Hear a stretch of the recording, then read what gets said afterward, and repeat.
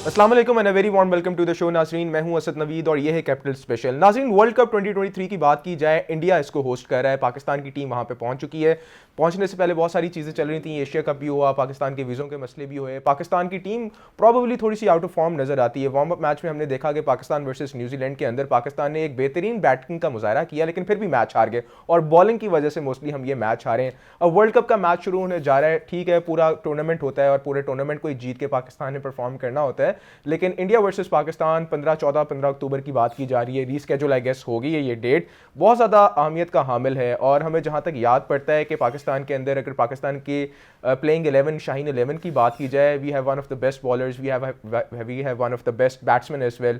बाबर आजम की बात की जाए, शाहीन शाह अफरीदी की बात की जाए, लेकिन हमारी जो प्लेइंग 11 है इसके ऊपर बहुत ज़्यादा तनकीद की गई है ओवर द टाइम कि ये वो परफेक्ट प्लेइंग 11 नहीं है जो वर्ल्ड कप जीत के ला सकती है। इस पर आज के प्रोग्राम में तबसरा करेंगे, प्लस थोड़ी बात करेंगे कि पाकिस्तान अब इंडिया गया है। ये एक बड़ा अच्छा जेस्चर है कि हमेशा हम पॉलिटिक्स की नज़र कर देते हैं पाकिस्तान के मैचेस को, बायलैटरल सीरीज़ को, मल्टीलैटरल सीरीज़ को, और पाकिस्तान वर्सेस इंडिया की जब भी बात आती है पूरी दुनिया इसको देख रही होती है, लेकिन ख्वाहिश भी कर रही होती है, लेकिन मैचेस हो नहीं पाते। जिस तरह से पाकिस्तान की टीम को रिसीव किया गया इंडिया के अंदर, ये बड़ा एक सिंबॉलिक अच्छा मैसेज किया है, बड़ा एक अच्छा जेस्चर भी था। और इससे हमारे जो इंटरनल बॉन्ड्स हैं बायलैटरल सीरीज़ को लेके, क्रिकेट को लेके, टूर्नामेंट को लेके, वो भी बहाल होने की तरफ जा सकते हैं। इन तमाम तर चीज़ों पर बात करेंगे। हमारे साथ इस वक्त सीनियर तजियाकार सितार खान साहब मौजूद हैं, हमारे उस्ताद भी, हमने इनसे बहुत कुछ सीखा है। इन्हीं से जानते हैं कि पाकिस्तान का वर्ल्ड कप 2023 का मुस्तकबिल क्या नज़र आता है, और फिर बायलैटरल सीरीज़ हो, लैटरल सीरीज़ हो, इंडिया के साथ हमारा क्रिकेटिंग टर्म्स में रिलेशनशिप कैसे बेहतर हो सकता है। सितार खान साहब, बहुत शुक्रिया हमें ज्वाइन करने के लिए। सर, कैसे देखते हैं पाकिस्तान की क्रिकेट टीम प्लेइंग 11 को इस वक्त इंडिया में मौजूद है? पहले ये बताओ कि हमारे उस्ताद हैं, मैंने बहुत कुछ सीखा। वो क्या सीखा आपने? आपने इंट्रो में बता दिया हमारे उस्ताद हैं, मैंने बहुत कुछ सीखा इनसे। अब जब हम कोई बात कर रहे होते हैं तो ये उस्ताद हैं और मैंने सीखा, ये बाद में बंदा करता होता है, इंट्रो में नहीं देता होता।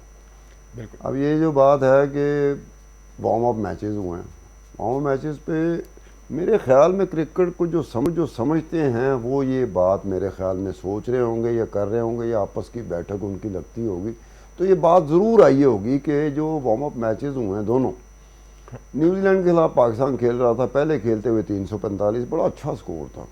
ये एक ऐसा स्कोर होता है जिसमें आप जीत की तवक्को कर सकते हैं। बिल्कुल। लेकिन 345 स्कोर उन्होंने मेरे ख्याल 44वें ओवर में कर लिए थे न्यूजीलैंड ने खेलते हुए। 345 का स्कोर 44वें और 5 विकेटों से जीते। उसके बाद ये हुआ कि श्रीलंका और बांग्लादेश का मैच हो रहा था।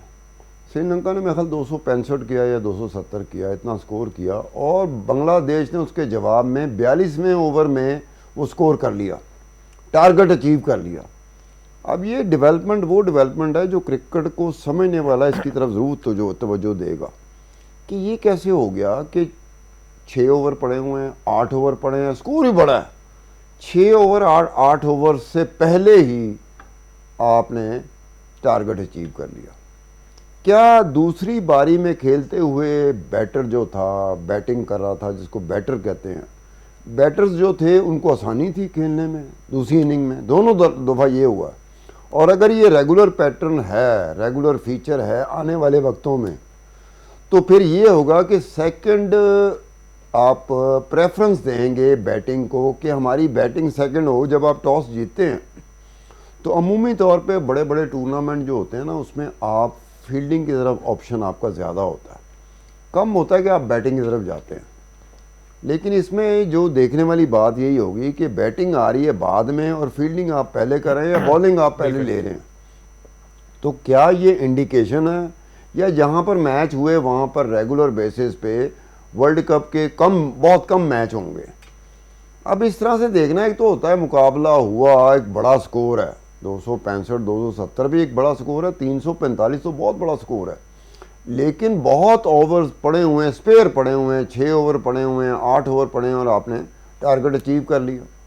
अब ये भी सोचने वाली बात है कि एक तो होता है ना कि आखिरी ओवर है, कुछ गेंदें रह गई हैं, स्कोर भी है, कुछ गेंदें हैं, उसमें स्कोर हो गया, तो चलो बात समझ में आती है। इसका मतलब है कि इंडिया ने जो पिचेस वहां पे बनाई हैं वो बैटिंग को ज़्यादा प्रोबेबली सपोर्ट करती हैं, तो हमें बड़े स्कोर, बड़े मैचेस नजर आएंगे, बड़ी बाउंड्रीज बैटिंग को कैसे सपोर्ट करती हैं? पहले जो बैटिंग कर रही थी टीम उसने बड़ा स्कोर किया, लेकिन उसके बाद जो सेकंड इनिंग में जब बैटिंग की तो उन्होंने बड़ी जल्दी वो टारगेट अचीव कर लिया। तो बड़ा अब ये तो देखो ना, ये बात एक देखी जाए तो बॉलिंग तो दोनों तरफ से हुई है कि एक तरफ से हुई है? दोनों तरफ से बॉलर इस्तेमाल हुए हैं। जो अपनी अपनी कैपेसिटी थी, जितनी अपनी रेंज थी इन मैचों में, उन बॉलर्स के साथ वो आए हैं।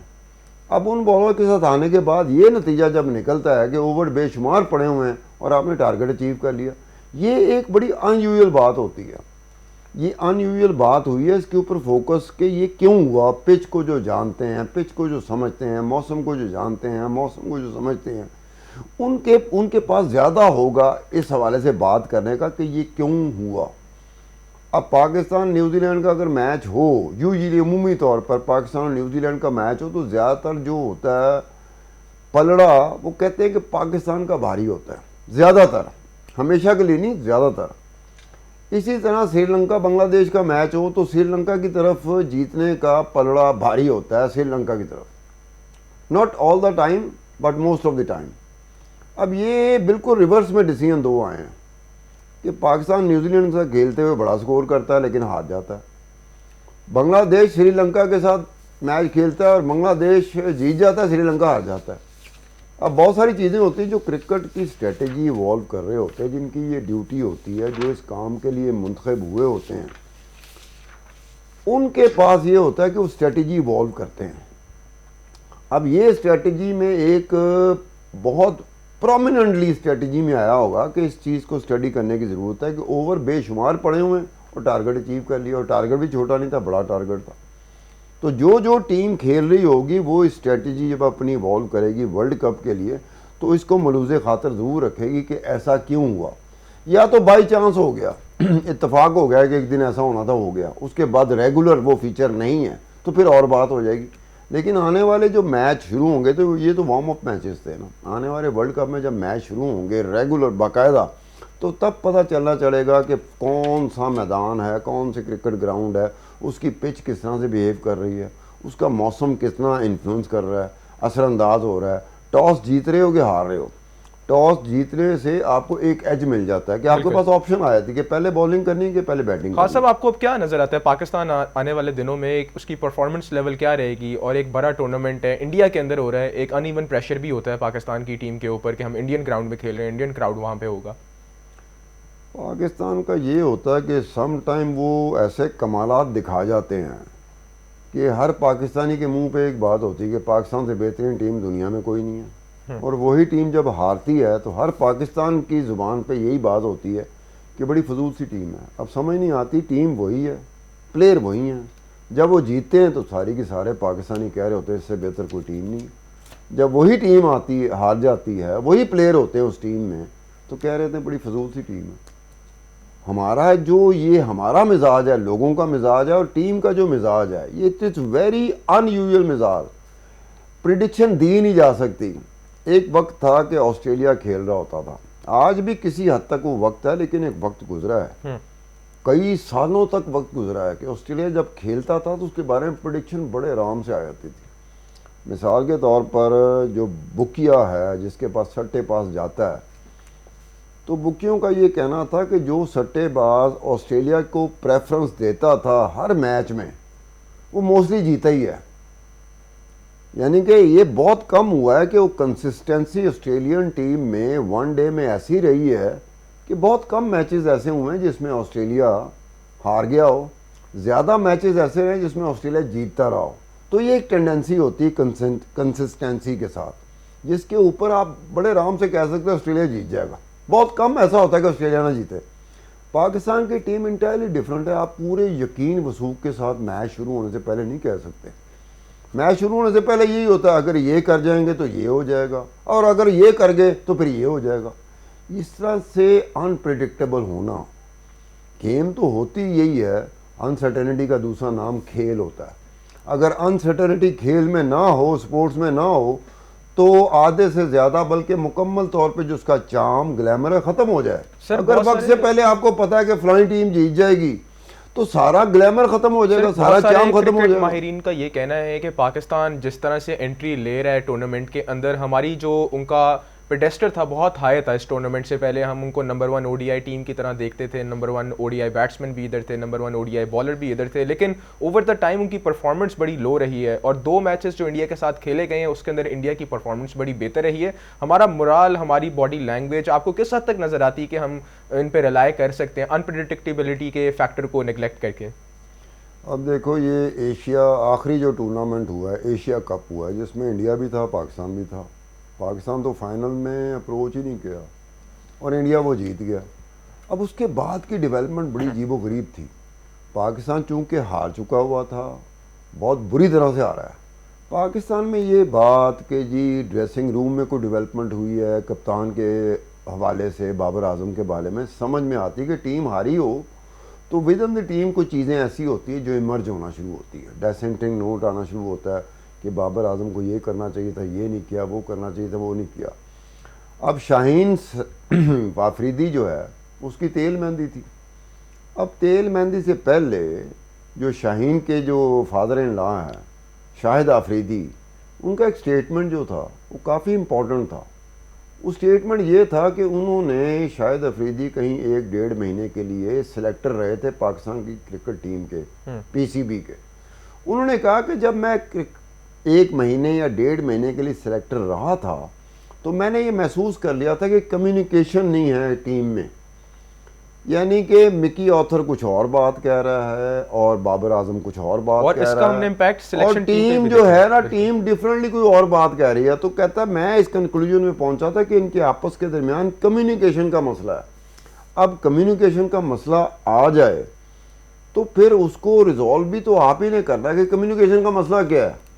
अब अगर शुएब अख्तर की बात करें, शुएब अख्तर ने पहले बात की थी, उसकी बात के ऊपर वो ये है कि कईयों ने कहा कि इसको बात नहीं करनी चाहिए थी, लेकिन शुएब अख्तर को रोका नहीं जा सकता। वो कई ऐसी बातें, वो बोर्ड का लिहाज नहीं करता था, क्रिकेट बोर्ड के बारे में उसने ऐसी बातें की है कि उसको बाहर होना पड़ा टीम से, तो उसने तो बाज नहीं आना। लेकिन उसकी बाद में वजन था, उन्होंने कहा ये बाबर आजम की अंग्रेज़ी का मसला है। अब मिकी ऑथर है, उसके साथ अगर बाबर आजम की कम्युनिकेशन जैसे होनी चाहिए, क्योंकि लैंग्वेज एक बहुत बड़ा बैरियर होता है। अगर मेरी अंग्रेज़ी ठीक नहीं है, मैं किसी गोरे के साथ कम्युनिकेशन करना चाह रहा हूँ तो बहुत बड़ा मसला हो जाएगा। अब ये बात वहाँ तक तो ठीक थी कि कम्युनिकेशन को तो रिमूव कर दो ना आप।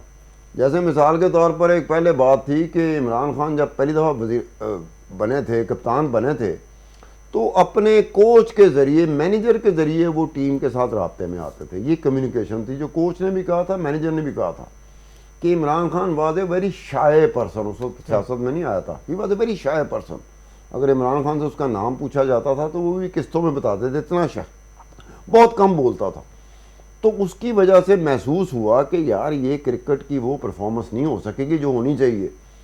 फिर जावेद मियाँ दाद एक बीच में ऐसा बंदा था कि उस वक्त तो काफ़ी सपोर्टिंग हैंड था इमरान खान का, लेकिन बाद में इन दोनों के दरमियान शदीद इख्तलाफात हो गए। जावेद मियाँ दाद ने कोई किताब लिखी जिसमें उसने इमरान के बारे में बहुत सारी बातें कर दी कि ये करता था, वो करता था, कप्तान था तो ये करता था। इमरान खान कहता था ये झूठ बोल रहे हैं। तो वो हुआ था कम्युनिकेशन। अगर कम्युनिकेशन का आपका मसला है तो आपको उसका अल्टरनेट वो निकालना पड़ेगा कि हमारी कम्युनिकेशन का प्रॉब्लम ना हो। यानी कि अगर कोच से, मैनेजर से बात करनी है तो मुझे चाहिए होगा कि कोई ऐसी थर्ड पार्टी हो जिसके ज़रिए मैं कम्युनिकेट कर सकूं और वो मुझे कम्युनिकेट कर सके कि भाई लैंग्वेज बैरियर है। अब मुझे कोई अंग्रेज़ मिल जाता है, अगर मुझे 1 घंटा उसके साथ अंग्रेज़ी में बात करनी पड़े तो मेरा भी बुरा हाल हो जाएगा कि भाई अब इसके आगे मैं कम्युनिकेट नहीं कर सकता। तो ये तो मैच है, वर्ल्ड कप है, सुबह से लेके शाम तक आपने कम्युनिकेट करना है। और अगर कम्युनिकेशन में कोई प्रॉब्लम है तो आपको रिजॉल्व करना पड़ेगा, खुद ही रिजॉल्व करना पड़ेगा। जानने की कोशिश करते हैं आपका क्या तजुर्बा कहता है। वैसे फ्यूचर प्रेडिक्शन तो कुछ भी नहीं की जा सकती, लेकिन पाकिस्तान आपको सेमीफाइनल्स, क्वार्टर फाइनल्स, फाइनल्स तक जाते दिखाई देता है। आपकी अपनी प्रेडिक्शन क्या है? मेरी प्रिडिक्शन क्या, मैंने कोई प्रिडिक्शन हाउस बनाया हुआ है कि जिसके ऊपर मैंने लिखा हुआ है कि जनाब मैं प्रिडिक्शन दे सकता हूं कि फाइनल राउंड में कौन जाएगा, क्वार्टर फाइनल में कौन जाएगा, सेमीफाइनल में कौन जाएगा, फाइनल में कौन जाएगा। ये होता है कि अगर आपको इतना है तो फिर एक चीज होती है कि वक्त से पहले बिल्कुल जो बुक मेकर होता है, चाहे वो बुकिया लीगल बुकिया है जो कि इंग्लैंड में होता है या इलीगल बुकिया है जो पाकिस्तान इंडिया में होता है, वो वक्त से पहले एक टूर्नामेंट का रेट देते हैं, भाव देते हैं कि ये टीम वर्ल्ड कप जीत जाएगी, इसका इतना भाव है, इतना रेट है, ये फलानी टीम है ये वर्ल्ड कप जीत, इसका इतना भाव है, इतना रेट है। या तो फिर बुकियों की तरफ चले जाते हैं कि आपने रेट क्या खोला है, क्योंकि बुकियों के पैसे बीच में इन्वॉल्व हैं। अगर कोई पंटर आके एक ऐसी टीम लगाया जाता है, जैसे कि इंडिया की दफ़ा हुआ था कि इंडिया बिल्कुल जो तीसरा वर्ल्ड कप हो रहा था, फाइनल में वो वेस्ट इंडीज़ सामने खड़ा था। वेस्ट इंडीज़ 2 वर्ल्ड कप जीत चुका हुआ था। अब उस वक्त बुकियों से, मैं 1983 की बात कर रहा हूँ, अब उस वक्त बुकियों से पूछा जाए कि बुकियों का क्या हाल था कि एक तरफ वेस्ट इंडीज़ था और एक तरफ इंडिया था। इंडिया का भाव बहुत ज़्यादा था। और जो इंडियन से जो शौकीन नहीं होते कि चलो साडा मुल्क अगर फाइनल में आ गया, लगा देते हार जाएंगे। ये मैं लीगल बुक मेकर्स की बात कर रहा हूँ। तो वहाँ उनके लिए बड़ा हो गया था कि जी 4 बंदों ने इंडिया लगाया और 4000 ने वेस्ट इंडीज़ लगाया हुआ था, लेकिन हमारी बुक हार गई। वजह क्या थी कि भाव इतना ज़्यादा था इंडिया का कि वो 4 बंदों की बैटिंग की वजह से हार गया। हालांकि दूसरी तो 4000 बंदा लगा रहा था, लेकिन उनका भाव बहुत छोटा था। वो पैसों में था, 10 पैसे, 20 पैसे, 30 पैसे। तो जितने मर्जी लगा दो, आपको 1000 के इबज वो 10 रुपये, 100 रुपये, 200 रुपये, 300 रुपये देना पड़ेगा। अगर आपने 15-20 में किया हुआ तो 1000 के जवाब में आपको 20,000 देना पड़ेगा। तो उस तरीके से सारी कैलकुलेशन है, ख़ास मैकेनिज्म होता है, वो रेट देते हैं। आज वर्ल्ड कप शुरू होगा, आप जाके उसकी सर्च करें। जितने भी लीगल बुक मेकर हैं, लीगल बुक मेकर को ट्रेस करना आसान काम होता है थ्रू सर्च। गूगल में चले जाएं, वहाँ जाके देखें, वो भाव दे रहे होते हैं कि टॉप पे जो फेवरेट टीम होगी ना, वो अभी से कहा जा रहा है, लेकिन अभी तक भाव मैं नहीं देख सका कि रेट क्या खुला है। लेकिन इंडिया टॉप पे जा रहा है, इंडिया टॉप पर है। इसकी वजह ये है इंडिया के टॉप पे होने की कि आपका होम ग्राउंड है। थोड़ा सा एडवांटेज तो आपको होम ग्राउंड, चाहे 2 टर्म इस्तेमाल होती है। अगर आप एक मैच खेल रहे हो जो आप अपने इलाके में खेल रहे हो, अपने शहर में खेल रहे हो, तो उसे कहते हैं होम ग्राउंड। अगर आप अपने शहर से बाहर खेल रहे हो, अपने इलाके से बाहर खेल रहे हो, तो उसे कहते हैं अवे। ये 2 टर्म चलती हैं। होम ग्राउंड का एडवांटेज बुकियों को भी देना पड़ता है कि यार होम ग्राउंड होगा, 30,000 बंदा है, 40,000, 50,000, 60,000, 70,000, वो तो पहली बॉल से अपनी टीम के साथ होगा। तो ये प्रेशर होगा जिसको सस्टेन करने का जो एक्सपीरियंस है, जो तारीख बताती है, वो ऑस्ट्रेलिया की बड़ी ही एक तारीख है कि उसने उसमें भी सस्टेन किया। जबकि ओवरवेलमिंगली क्राउड जो था वो होम ग्राउंड था मुखालिफ टीम का, लेकिन उसके बावजूद वो प्रिवेल कर गए। कई दफ़ा हुआ है। अब पाकिस्तान जो वर्ल्ड कप जीता था, ना वो पाकिस्तान का होम ग्राउंड था, ना पाकिस्तान की जो मुखालिफ टीम थी उसका इंग्लैंड का होम ग्राउंड था। वो दोनों का होम ग्राउंड नहीं था। लेकिन क्या था कि बहरहाल उसमें भी दोनों के लिए ये मसला नहीं था कि होम किसी और के होम ग्राउंड में खेल रहे हैं। उन्होंने कहा पाकिस्तान टीवी अवे खेल रही है और हम भी अवे खेल रहे हैं, तो उसमें हो गया। लेकिन ये जो चीज़ है अपनी जगह पर कि आप ये बताएं कि क्वार्टर फाइनल में कौन जाएगा, फाइनल में कौन जाएगा। 1987 का जो वर्ल्ड कप हुआ था, श्रीलंका तो कहीं स्टैंड ही नहीं करता था, किसी रैंकिंग रेटिंग में स्टैंड ही नहीं करता था। वो फाइनल में पहुंच गया और फाइनल भी श्रीलंका ने जीता था। अब बताओ, अब किसी ने कहा था कि श्रीलंका क्वार्टर फाइनल तक जाएगा, किसी ने कहा था सेमीफाइनल। सर 2017 में चैंपियंस ट्रॉफी में रमीज राजा से पूछा गया और वो भी तजियाकार है, और उनका ये कहना था कि final will be Pakistan versus India and Pakistan will win it. तो प्रेडिक्शन की बात होती है सर, तजिया की बात होती है। अच्छा नहीं, तो प्रेडिक्शन अगर ये है कि किसी ने कह दिया कि वो जीतेगा वो हारेगा, तो जिस जगह पे उसने कहा कि वो जीतेगा वो हारेगा, पूरा नहीं हुआ, तो वो भी आपको देना पड़ेगा। जी नाज़रीन, एक छोटा सा ब्रेक लेते हैं। ब्रेक से जब वापस आएंगे तो गुफ्तगू को यहीं से आगे बढ़ाएंगे।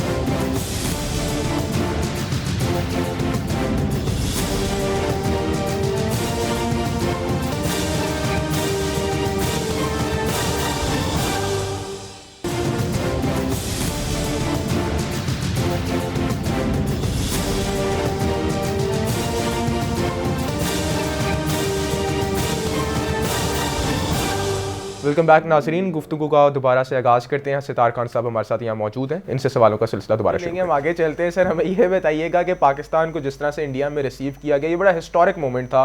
पूरे टीवी चैनल्स ने कर्व किया, main stream media, social media में, और बड़ी बेहतरीन इमेजेस थी। हमारे कप्तान वहाँ पे जाते हैं, उनको उनकी वो जो एक चादर टाइप होती है उनको उनके गले पे दी जाती है, और बड़े खूबसूरत मनाज़र थे मेरी नज़र में। इस चीज़ को आगे कैसे कैरी किया जा सकता है ताकि हमारे बायलैटरल जो रिलेशनशिप्स हैं डिप्लोमेटिकली भी और क्रिकेट ग्राउंड में भी, वो भी बेहतर हो सकें? जिस दिन मैं ज़का अशरफ साहब की जगह पे चेयरमैन आ जाऊंगा ना पीसीबी का, सर वो तो खुद तो 3 फिर दिन का आप मेहमान है। मुझसे ये सवाल करें कि इसको कैसे रिमूव किया जा सकता है, किस तरह से इसके हालात बनाए जा सकते हैं। ये हालात हम ही बिगाड़ते हैं, हम ही संवारते हैं। ठीक। स्टेटमेंट हमारी तरफ से तो हम बेचैन ऐसे होते हैं कि स्टेटमेंट ना दिया तो हम एक अहम फरीज़ा अदा करने से महरूम ना हो जाएं। स्टेटमेंट देना हमारी मजबूरी है, बयानबाजी हमारी मजबूरी है। ज़रा सी बात होगी इंडिया ये कर रहा है, इंडिया वो कर रहा है, समझ नहीं आती कि आपने खेलना वहीं पर है। आपने ज़का अशरफ साहब की बात की है। ज़का अशरफ का 2 दिन का पुराना बयान है और उन्होंने कहा कि अगर हमारी टीम किसी दुश्मन मुल्क में मैच खेलने जाती है तो उसके भी एक अपने इम्प्लीकेशंस होती हैं। तो ये सेंटेंस, इसको आप कैसे देखते हैं? ये बेहतर लफ्ज़ों का चुनाव नहीं हो यार एक सकता? तो आप खेल लें, वर्ल्ड कप खेल लें, स्पोर्ट्स में हिस्सा ले लें, या फिर ये दुश्मन का लफ्ज़ इस्तेमाल करें। ज़का अशरफ साहब ने समझ इस्तेमाल नहीं किया। आती कि ये आप किस तरह का, आपको एशेज़ की सीरीज़ का पता है जो ऑस्ट्रेलिया और इंग्लैंड के दरमियान होती है। बिल्कुल सर। ऑस्ट्रेलिया भी बड़ा ही ऐसा मुल्क है, वो इंडिया नहीं है ना वो पाकिस्तान है। इंग्लैंड भी ना इंडिया है ना पाकिस्तान है। तो उन दो मुल्कों के दरमियान जो सीरीज़ होती है और उस वक्त जो हालत होती है ऑस्ट्रेलियन की या इंग्लैंड बरतानिया के लोगों की होती है, वो क्यों हालत होती है? उसमें तो आज तक दोनों तरफ से किसी ने एक लम्हे के लिए दुश्मन का लफ्ज़ नहीं इस्तेमाल किया, एक लम्हे के लिए। हमारे यहाँ ये है कि अगर आप ये कहते हैं कि जी दुश्मन मुल्क है तो बड़ी अजीब सी बात होती है। अब ये बात ये कई इंडियन खिलाड़ी भी कह चुके हैं बात, और पाकिस्तान के जो खिलाड़ी जो खेलते रहे हैं वो भी ये बात कर चुके हैं। खुद इमरान खान ये बात कर चुका है और इंडियन टीवी में आपकी अदालत में पेश होते बात कर चुका है वो, कि जब 2004 में सीरीज़ हुई थी तो उसको फ्रेंडली सीरीज़ का नाम दे दिया गया था बिटवीन इंडिया एंड पाकिस्तान। तो कदाफी स्टेडियम में 2 मैच हुए थे। मैं भी अपने टब्बर के साथ गया हुआ था मैच देखने। उस वक्त हमें बड़ा शौक़ होता था, बच्चों को बड़ा शौक़ होता था, फैमिली को बड़ा शौक़ होता था। हमारा शौक़ तो ख़त्म हो गया था जब इमरान खान ने क्रिकेट से रिटायरमेंट ले ली, बाकी प्लेयरों ने रिटायरमेंट ले ली, तो हमें ग्राउंड जो है ना वो सूनी सूनी सी लगती थी। फिर हम टीवी पे देख लिया करते थे या पूछ लिया करते थे। अदरवाइज़ मैच होता था तो बच्चों का प्रेशर आता था, फैमिली का प्रेशर आता था। 2004 के दोनों मैच जो कदाफी स्टेडियम लाहौर में खेले गए, दोनों मैच इंडिया ने जीते। समझ नहीं आ रही थी कि आप पाकिस्तान में बैठे हैं, लाहौर में बैठे हैं, इंडिया जीत रहा है तो नारेबाजी हो रही है जैसे पाकिस्तान जीत गया। हम लोग स्टेडियम से बाहर निकले तो ये लिबर्टी मार्केट का चौक है, वहाँ पे पीले कपड़े में मलबूस होते हैं लोग, वो ढोल बजा रहे होते हैं। वहाँ इंडिया के नारे लग रहे थे क्योंकि इंडिया मैच जीत गया था। थ्रू आउट जब मैं MM आर्म रोड गया हूँ, खाना खाने के लिए गया हूँ, तो फिर एक मल्टी नेशनल इंटरनेशनल जो चेन होती है खानों की, उसके एक रेस्टोरेंट में मैं गया। वो मैनेजर आया तो उन्होंने कहा आपको कोई मसला तो नहीं हुआ? हमने कहा कोई मसला हुआ नहीं। हमने कहा यार ये मैनेजर आके पूछ रहा है। एक तो होता है ना कि आपको जो सर्विस दे रहे होते हैं वो पूछें। वो मैनेजर ने क्यों पूछा था? वो समझा हम इंडियंस हैं। उसने बाद में बिल लेने से इनकार कर दिया। और मैंने कहा भाईजान हम पाकिस्तानी फैमिली है, क्या हो गया? उन्हें कहा मैं समझा था आप इंडियन फैमिली हो, लेकिन उस हवाले से। उसके बाद हम ये पल कॉन्टिनेंटल होटल में चले गए जहाँ पे स्टे कर रही थी इंग्लैंड की टीम। वहाँ पे जो फूल निछावर किए गए थे कॉरिडोर्स में, वो ऐसे लगता था जैसे कोई पाकिस्तानी टीम जीती है, लेकिन वो तो इंडियन टीम जीती थी। सेलिब्रेट पाकिस्तान ही कर रहे थे पाकिस्तान में रहते हुए। जो स्टेडियम था, स्टेडियम में एक नारा चलता है जो इंडिया में चलता है सचिन तेंदुलकर के लिए। वो नारा ये होता है कि क्राउड जो है ना वो सचिन सचिन ये कहना शुरू करता है। सिमिलर वही सचिन सचिन कदाफी स्टेडियम में 2004 की सीरीज में मैं पाकिस्तानी क्राउड को देख रहा था कि वो सचिन सचिन कर रहे थे। और फिर इसने धोनी ने वहाँ पे 100 स्कोर किया, 100 स्कोर किया। धोनी का जिक्र कौन कर रहा था? General Pervez Musharraf. General Pervez Musharraf chief guest था, वो आया तो उसने कहा कि धोनी मैंने प्ले कार्ड देखे हैं तुम्हारे बालों के बारे में, तुमसे तुम्हारे जो परिस्तार है वो कह रहे हैं कि बाल कटवा लो, लेकिन मैं तुम्हें कहता हूँ बाल ना कटवाना, तुम वैसे अच्छे लगते हो। अब ये देखो जनरल परवेज मुशर्रफ किसको कोट कर रहा है? इंडियन प्लेयर को, धोनी को कोट कर रहा है। अब ये जो माहौल बनता है कैसे बनता है? हमारी वजह से बनता है ना। लेकिन हमें ही अगर आप पखा दें, जैसे अंगीठी नहीं पकती, अगर हमें ही पखा दें, फिर ये स्टेटमेंट आती हो देखी जाएगी, इंडिया से निपट लिया जाएगा, फलाना कर लिया जाएगा। आपने खेल करना है, क्रिकेट लवर बनना है, स्पोर्ट्स में आके जीत गया, आपको सेलिब्रेशन से कोई नहीं रोक सकता। इमरान खान ही कहता है कि हमें इंडिया की सीरीज़ हारे तो हमने बकायदा सिलेक्ट किया ऐसा जहाज जो सुबह को उस वक्त लाहौर एयरपोर्ट पे पहुंचे जब कोई भी ना हो। उसने कहा इसके बावजूद जब हम लाहौर एयरपोर्ट पहुंचे कोई भी नहीं था, कस्टम वालों ने पकड़ लिया, ये फलाना सामान है वो भी जब्त कर लिया, फलाना सामान है, कहता हार की ये वजह थी।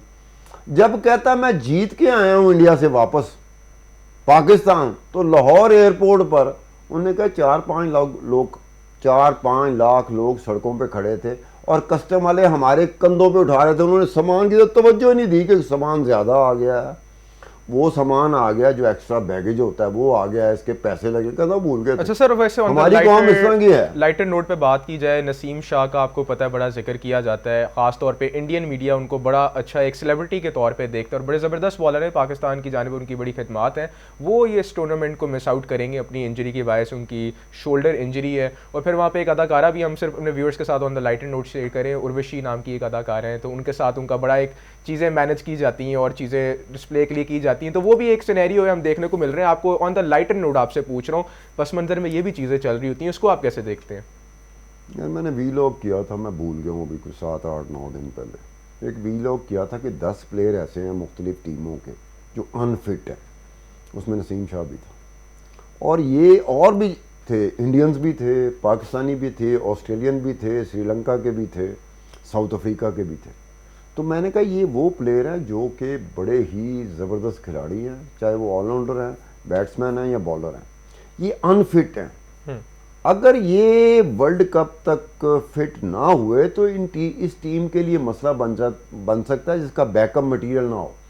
तो उसमें इंडिया की टीम वाहिद टीम निकली थी जिसका बैकअप मटेरियल बड़ा स्ट्रॉन्ग था।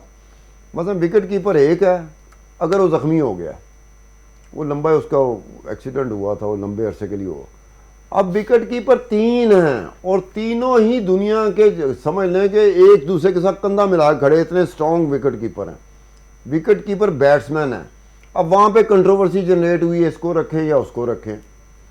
वो मैं उसका नाम बोल रहा हूँ जो पीसीबी, वो इंडियन क्रिकेट बोर्ड का चीफ सेलेक्टर है, अगरकार, अजीत अगरकार, वो हमारे दौर में ना बॉलिंग कराता, पेसर था, मीडियम पेस बॉलिंग कराता था। उसने एक विकेट कीपर ले लिया, रख लिया। अब उसके ऊपर जो इंडिया के जो रिटायर्ड बॉलर थे, बैट्समैन थे, उन्होंने कहा इसको दूसरा वो विकेट कीपर नज़र नहीं आया। यानी कि वहाँ इस तरह की लेवल पे बात हो रही है। पाकिस्तान में अगर नसीम शाह और एक रऊफ है मेरे ख्याल में, हारिस रऊफ, अगर ये नहीं होते तो हमारे पास बैकअप में मुतबादल जिसे कहते हैं ना, अल्टरनेट, कि उसकी रिप्लेसमेंट, वो उस तरह से स्ट्रॉन्ग नहीं है जिस तरह से इंडिया के पास है। तो आपके पास रिप्लेसमेंट स्ट्रॉन्ग होगी तो फिर अनफिट आपको इस तरह डिस्टर्ब नहीं कर सकते। हम हसन अली को लेके गए वैसे नसीम शाह की जगह। मेरा यार नसीम शाह ने क्या किया था, नसीम शाह ने आपको 2 मैच ऐसे जिताए हैं जिसमें बैटिंग करते हुए जिताए हैं आपको। अब ये करवा लो हसन अली से, बैटिंग करते हुए, बॉलिंग करते हुए नहीं, बैटिंग करते हुए। उन्हें इंज करके चुके और छक्का हो गया, उसने ऐसे करके किया, वो चौका हो गया, पाकिस्तान मैच जीत गया।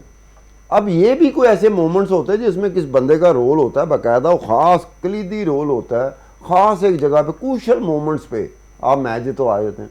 तो नसीम शाह के क्रेडिट में 2 मैचेस ऐसे हैं। अब वो जिसकी जो उसका मुतबादिल है, क्या क्रूशियल मैचेस में उसने पाकिस्तान को मैच जिताए हैं बैटिंग में। बॉलिंग तो एक दूसरी चीज़ है, बॉलर तो दोनों हैं और दोनों अच्छे बॉलर हैं। तो ये आपको पड़ जाता है मसला कि आप इससे कैसे निकलोगे। अब वो ज़रूरी नहीं कि नसीम शाह उसे रिपीट कर दे, लेकिन नसीम शाह 2 दफ़ा कर चुका है, इसलिए खाम में जो देखने वाला बंदा है ना, वो फिर उम्मीद कर रहा होता है कि ख़ास क्रूशियल मोमेंट पे नसीम शाह आया, ये कोई ना कोई छक्का मार देगा, ये कोई ना कोई चौका मार देगा। क्रूशियल मोमेंट है, 3 गेंदें रह गई, 4 गेंदें रह गई, 6 स्कोर करना, 8 स्कोर करना, 9 स्कोर करना, शायद ये कर जाए। तो ये होते हैं मोमेंट जिसका प्रेशर टीम पे भी होता है। एक तो बाहर प्रेशर होता है जो लोगों पे होता है जीत हार का, उसी तरह का प्रेशर टीम पे भी होता है जो फंसी होती है, ऐसे मोमेंट, क्रूशियल मोमेंट पे फंसी होती है जब मैच आखिरी ओवर में चला जाता है। वो एक ऐसा टाइम होता है उसमें जो क्रिकेट का शायक है उसके लिए भी मोमेंट्स ऑफ द डे होते हैं, या मोमेंट्स ऑफ द वीक, या मोमेंट्स ऑफ द मंथ। जो टीम होती है उस पर भी होते हैं, और जो सट्टेबाज होता है उस पर भी होता है। पूरा पैसा लगा होता है, वो ऐसे कर, उसकी ख़ास हालत होती है, आप उसकी हालत देख नहीं सकते जिस तरह से वो मूव कर रहा होता, उसकी बॉडी लैंग्वेज देखने वाली होती। तो ये एक वक्त होता है जिस वक्त में आपको अल्टरनेट और रिप्लेसमेंट एक ऐसी जो कि कोई ऐसा काम कर जाए जिसके लिए वो उसकी वजह शोहरत वो नहीं है। नसीम शाह की वजह शोहरत ये नहीं है कि आपको मैच जिताया, हाँ बॉलिंग में अगर विकेटें ले आता तो वो एक कमाल है उसका, लेकिन अगर बैटिंग करते हुए क्रूशियल मोमेंट्स पे वो छक्का मार दे, चौका मार दे और आप मैच जीत जाए और उसके बाद नसीम शाह को बिल्कुल टेल संभालना एंडर्स मुश्किल में है। हमारे पास नसीम मिसिंग है सर। अगर टॉप ऑर्डर की बात करें, ओपनर्स की बात करें, तो Fakhar Zaman is kind of one of the best batsman we have, लेकिन वो आउट ऑफ फॉर्म जा रहे हैं काफ़ी अरसे से। एशिया कप के अंदर भी कोई अच्छा खासा परफॉर्म नहीं कर सके, अब भी उनके ऊपर तनकीद की जा रही है, वार्म अप मैच में भी उन्हें कोई अच्छी कारकर्दगी नहीं दिखाई। लेकिन हमारे ओपनर्स जब तक बेस ग्राउंड को सेट नहीं करते, पाकिस्तान कैसे एक लंबा और अच्छा स्कोर कर सकता है कंसिडरिंग द फैक्ट कि Fakhar Zaman out of form है। यार पाकिस्तान की क्रिकेट टीम में वही मसाइल हैं जो नज़र आते हैं जिसकी वजह से आप महसूस करना चाहते हैं, महसूस कर जाते हैं, जो हम पूरे पाकिस्तान के लोगों में डिवाइडेड हम इस खौफनाक तरीके से हुए हैं। Nice point. उसमें ये होता है कि डिवीज़न ने हमें इस हालत में पहुंचा दिया कि हम एक दूसरे को पाकिस्तानी नहीं मानते। अब ये हालत हो गई। कई दफ़ा हमारे सामने बहस डिबेट हो रही होती है मुख्तलिफ सियासी जमातों के सपोर्टरों के, वो ऐसे लगता है कि वो उसको पाकिस्तानी नहीं मानता, वो उसको पाकिस्तानी नहीं मानता। तो मेरे जैसे बंदे को कहना पड़ा दोनों ही पाकिस्तानी हो, तुम्हारी तकसीम है लेकिन हो पाकिस्तानी हो। कहना नहीं ये पाकिस्तानी नहीं, और दूसरा कहता है ये पाकिस्तानी नहीं। इस तरह से टीम में भी सूरत हाल बन जाती है कि बिहाइंड द सीन पर्दे के पीछे एफर्ट हो रही होती कि मैं आ जाऊं या मेरा बंदा आ जाए। ये बहुत सारी चीज़ें होती हैं, बहुत कम ऐसा होता है कि पर्दे के सामने कोई चीज़ हो जाए, वरना पर्दे के पीछे पाकिस्तान में बहुत कुछ होता है और पाकिस्तान को आज तक नहीं पता चला, एक आधा % का पता चला होगा कि पर्दे के पीछे क्या हो रहा होता है। और मीडिया भी वहाँ तक एक्सेस नहीं पा सकता, मीडिया भी नहीं ले जा सकता उस जगह पर। मीडिया कई दफ़ा होता है कि कई मरतबा एक ऐसी रिपोर्ट कर देता है जो वाकई जेन्युइन होती है, लेकिन कई दफ़ा मीडिया ऐसी रिपोर्ट कर देता है जिसका वजूद ही नहीं होता, सिरे से वो चीज़ हुई नहीं होती। तो वहाँ पे भी जो रिफ्ट नज़र आती है, जैसे ये इंडिया में है, अब इंडिया में रोहित शर्मा कप्तान है, विराट कोहली है, ये कुलदीप यादव है और चौथे प्लेयर का नाम भूल गया। ये 4 बंदे, शुभमान गिल, बिल्कुल सर, बहुत शुक्रिया सर, आपने ये 4 बंदे नहीं खेल रहे। बड़ा ज़बरदस्त आपने हमारे नाज़रीन को बताया। और डिटेल्ड हमेशा से आपका तबसरा होता है, एनालिसिस होता है और ऑन पॉइंट होता है हमेशा की तरह। अब प्रॉबेबली आई होप कि पाकिस्तान अच्छा परफॉर्म करे। अच्छा स्टार्ट वार्म अप मैच में तो नहीं नज़र आया, लेकिन अभी टूर्नामेंट ने शुरू होना है, शुरू होने के बाद ही पता लगेगा कि पाकिस्तान की स्टैंडिंग्स क्या हैं। हम इनके लिए बेहतर की उम्मीद कर सकते हैं। अपना बहुत सारा ख्याल रखिएगा, हमें दीजिए के लिए इजाज़त।